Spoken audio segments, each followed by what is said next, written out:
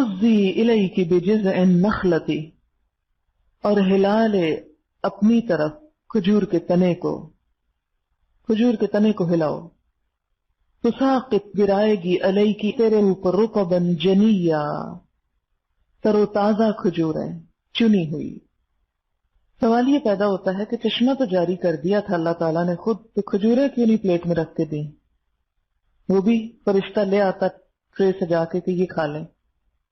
تو اس میں کہا جاتا ہے کہ بڑی حکمت ہے کہ کھجور کا تنا جو ایک اچھا خاصا مضبوط تنا ہوتا ہے، اس کو عین اس حمل سے پہلے ہلانے کا کہا جا رہا ہے. وہ ایک جسمانی مشقت کرائی جا رہی ہے جس سے ولادت آسان ہو جائے، کیونکہ اب اسباب اور نیچرل طریقے سے سب کچھ ہو رہا ہے.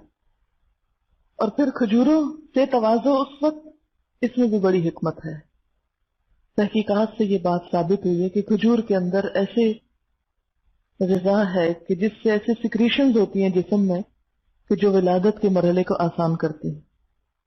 آخری مہینے میں اگر کوئی بھی حاملہ عورت ہر روز صبح 3 تازہ کھجوریں، اگر تازہ نہ ملے تو دوسری بھی کھانا شروع کر دے تو ولادت کا مرحلہ آسان ہو جاتا ہے.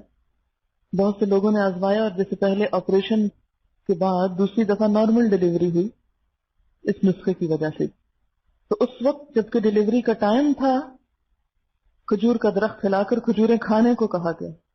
تو یہ محسوس ہوتا ہے کہ اس وقت بھی جو زچہ کو غذا دی جانی چاہیے وہ بھی کھجوریں ہی ہونی چاہیے، کیونکہ اس کے اندر انرجی بھی ہے اور ایسی غذا بھی ہے کہ جس سے اس سارے عمل میں سہولت ہوتی.